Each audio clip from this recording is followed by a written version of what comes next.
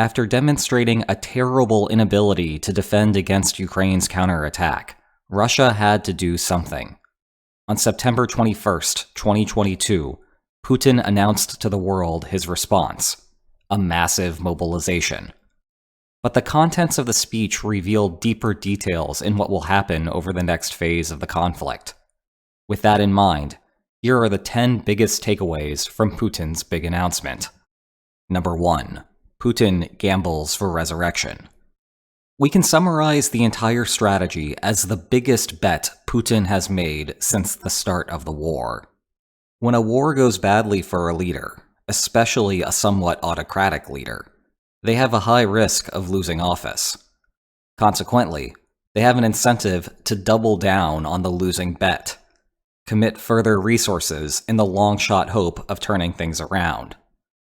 Political scientists call this phenomenon gambling for resurrection.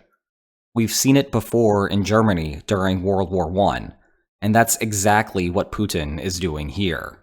If Putin's tenure in office was not already tied to the invasion, it certainly is now. If Russia loses the war, he will face challengers. He could still survive, but the levels of repression in the country will escalate, and Russian domestic politics will be very different in the aftermath. He is banking that Russia will instead emerge victorious, rendering irrelevant the moderate challenges he would have faced by withdrawing completely. Whether that works remains to be seen. Number 2. Aggressive referenda. Observers anticipated that Putin's address would announce referenda for Ukrainian localities to join Russia. This is the same game plan Russia used to annex Crimea in 2014. But there are two interesting aspects of the referenda.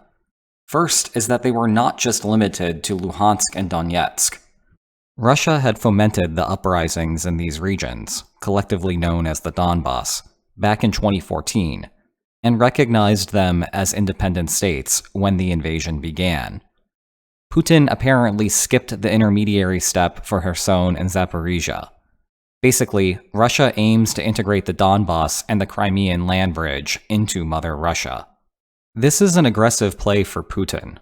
Looking at the front lines, Russia only has complete control over Luhansk.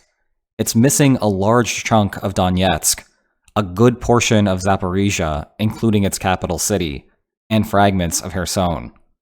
Even Luhansk is messy because the Ukrainian counterattack has put the front line right up against the border. But the speechwriters were not concerned about the minutiae. Instead, it was really about number 3, bolstering domestic support. From an international legal perspective, the referenda will essentially be meaningless. They will also not change much on the ground, as Luhansk and Donetsk have been under de facto political control of Moscow for almost a decade, and the other two since the start of the war. With a heavy dose of fighting, of course. Instead, it is better to think about the consequences as trying to bolster Russian domestic support for the war. If Putin can successfully frame Kherson as an inalienable part of Russia, Russian citizens will be more inclined to take his lead on the course of fighting. That said, it is unclear how this will play out for these regions. This worked for Crimea because it was part of the Russian Soviet Federative Socialist Republic until 1954, and hosts the Sevastopol naval base. The other places do not have equivalents. However, recognizing that the main audience for the speech was the Russian masses helps make sense of other portions of it. This includes number 4, Nazis. Yep, we are back to the Nazi thing. This was part of Putin's original war announcement in February 2022, citing the goal to strive for the denazification of Ukraine. Ostensibly, this is loosely connected to some elements within the Azov regimen, as though they are reflective of Ukraine's broader ideology, including its, Jewish president. Far-right elements have tried to infiltrate the Ukrainian Rada, but have failed to gain actual traction. And in any case, the siege of Mariupol effectively eradicated the Azov regimen. The central alleged Nazis were vanquished. So mission accomplished, and now Russia can go home. Except not, because that is not what this war is really about. The thing is, Russia, and Putin in particular, love to celebrate the victory over Nazi Germany, holding huge parades annually to commemorate the occasion. Russian citizens rightfully reflect on the day with national pride. However, this just makes it a tool for Putin. Anything to tie the current war to the Great Soviet Triumph is an effort to bolster domestic support. And this is a naked case of pandering to do that. Number 5. Ukraine's nuclear weapons? This is another recurring theme of Putin's public comments on the war. Going back to his Victory Day speech in May, Putin said that Kyiv declared that it could attain nuclear weapons. This is another case where low-level policymakers have said something to that effect. But as a practical matter, Ukraine has no ability to produce nuclear weapons, nor any plans to build the facilities that would be a prerequisite for that. Nuclear weapons require either concentrated uranium or plutonium to get the bang. The former requires an enrichment facility, most commonly today in the form of centrifuge cascades. The latter requires chemical reprocessing facilities to filter out plutonium from spent uranium fuel. The nuclear nonproliferation regime has sought to limit the spread of those enrichment and reprocessing facilities, and with them, the spread of nuclear weapons. This has been a success in Ukraine, as the country has neither. Instead, Kyiv has to import the fuel for its nuclear power plants from international partners. Ironically, Russia was previously the supplier, before the tensions forced Ukraine to turn elsewhere. Regardless, the imported nuclear fuel is not suitable for a nuclear weapon. Ukraine's VVER nuclear reactors run on 2.4 to 4.4% uranium-235 mixtures. Virtually all the rest is non-fissile uranium-238. 90% uranium-235 is what you need for a nuclear weapon, and Ukraine simply cannot get there without an enrichment facility. Again, this comment is better cast in terms of Putin's domestic audience. Putin wants to frame Ukraine as a growing threat that Russians need to stop now, otherwise they will face the consequences later. It would not be the first time this millennium that a leader used the premise of counter-nuclear preventive action to stoke up domestic enthusiasm for a poorly planned war. Number 6. Truthiness. Connected to the domestic rallying aspect of the narrative is how many of Putin's points have an element of truthiness to them. Things that are readily believable if all the media you have consumed for the last 22 years presents the same overall narrative. Case in point from the announcement. A peaceful settlement obviously did not suit the West, which is why, after certain compromises were coordinated, Kyiv was actually ordered to wreck all of these agreements. The element of truth here is that, in the absence of Western support, Ukraine would have likely had to broker a negotiated settlement on Russia's terms. That would have meant a line of control that looks something like this. But by receiving external arms, Ukraine has bet that they can do better through war. In that regard, Kyiv was not ordered to do anything. Ukraine continues to fight because it is in the country's best interest to do so, given the military balance. However, Putin's phrasing casts the West as warmongers, executing a broader manipulative plan to take down the Russian state.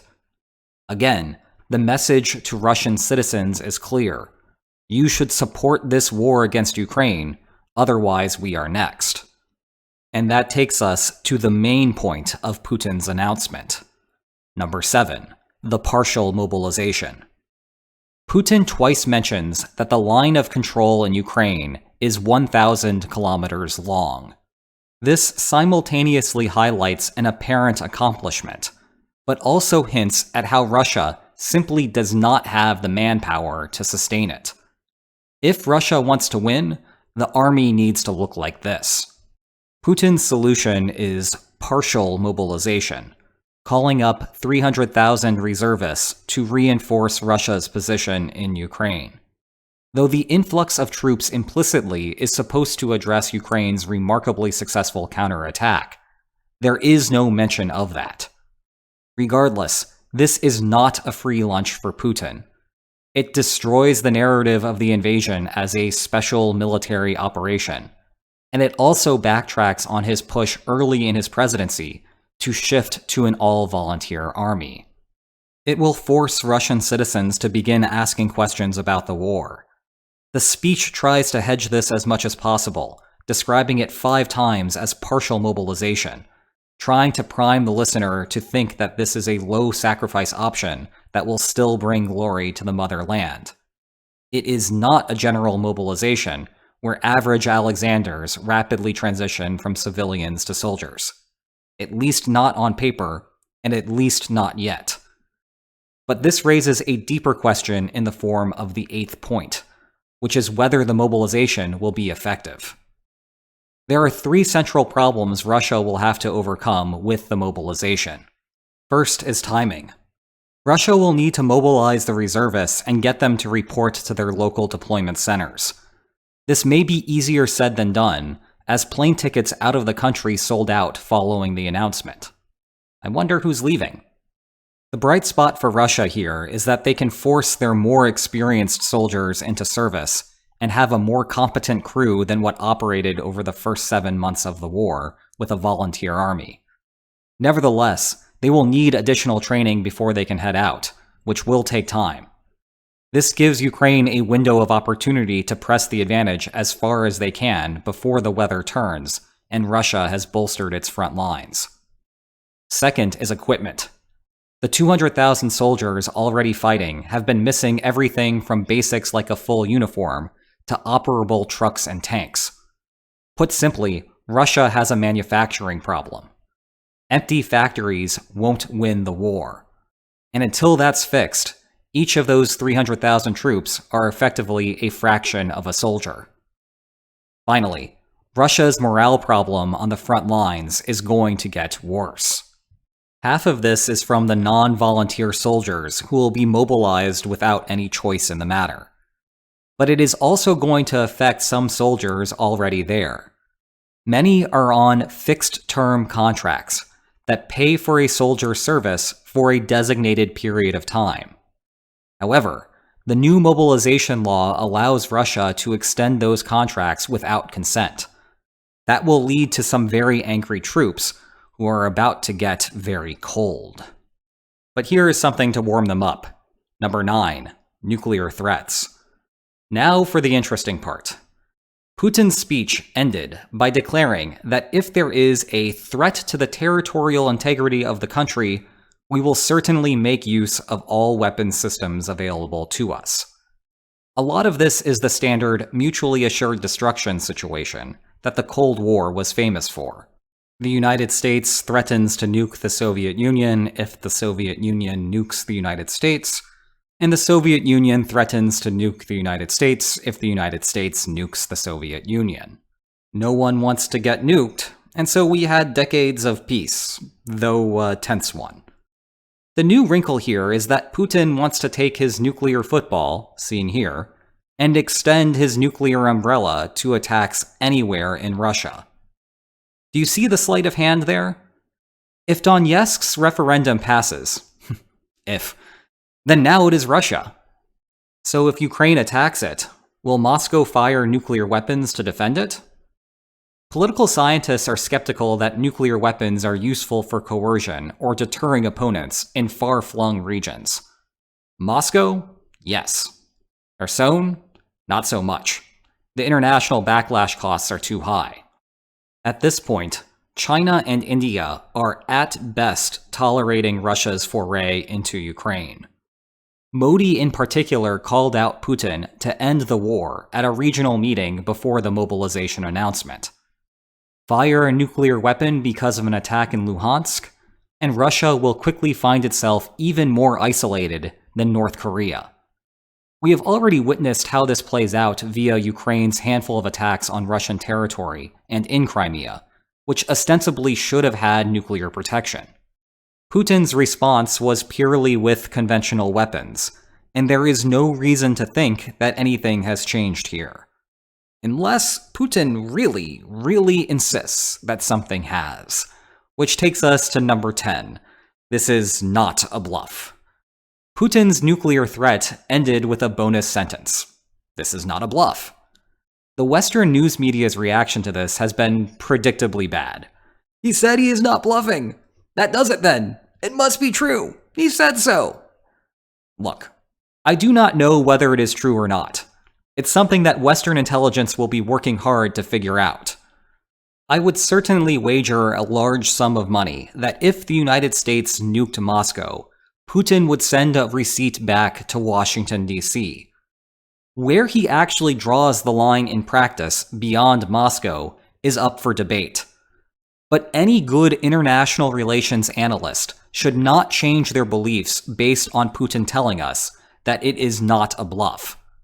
Talk is cheap. Opposing states cannot verify those proclamations, and there is no direct consequence for not telling the truth. It adds no new persuasive information to the conversation. Believe it if you want to, but also recognize that policymakers can and do lie. What is your biggest takeaway from Putin's speech? Let me know in the comments. If you want to know more about the war, you will love my book specifically on the causes of it. Check below for more information on that. If you already have read it, please leave a review. It really helps. And if you enjoyed this video, please like, share, and subscribe. And I will see you next time. Take care.